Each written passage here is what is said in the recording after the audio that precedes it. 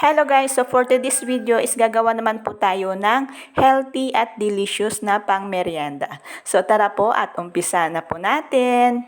Mayroon po ako ditong kalabasa, so binalatan ko na po siya at hinugasan. So ang next po natin gagawin is steam po natin siya ng 5 minutes or hanggang lumambot na po siya.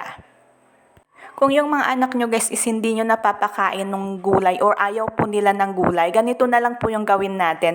Ihahalo na lang po natin sa mga ginagawa nating mga pangmeryenda, yung mga gulay na gusto po nating mapakain po sa kanila. After 5 minutes guys, at ito na nga, malambot na nga po yung ating kalabasa. So ang next po natin gagawin guys is itatransfer na po natin siya sa isang lagayan at imamash na po natin siya gamit po ang tinidor. After po natin mamash yung ating kalabasa, maglalagay lang po tayo sa ating measuring cup. So 1 cup lang po yung gagamitin ko po para po dito sa ating recipe. Pero kung gusto nyo naman po na mas marami, doblehin nyo na lang po yung mga ingredients po natin. Ilagay lang po natin sa isang bowl yung ating minash po na kalabasa. So next po is maglalagay po tayo ng 150 ml na evaporated milk. I-mix lang po natin, tapos maglalagay na din po tayo ng 1/2 cup na sugar,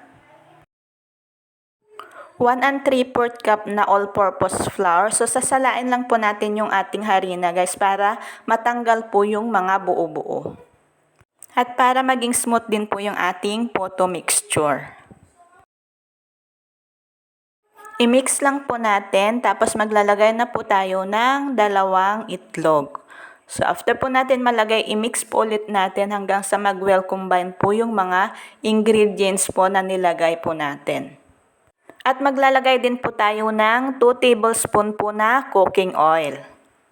I-mix lang po natin ulit, tapos ang last po natin na ilalagay is yung 1 tablespoon plus 1 teaspoon na baking powder. So sa pinakalas ko na po siya nilagay para hindi po siya ma-overmix. Kapag ganito na po siya is pwede na po natin siya i-transfer sa ating photo molder. So nagpakulo na ako ng tubig sa aking steamer guys. So i-steam lang po natin siya ng 10 to 15 minutes. Tapos yung takip po ng steamer nyo guys, lagyan nyo po ng tela para hindi po matuluan ng tubig yung ating photo mixture.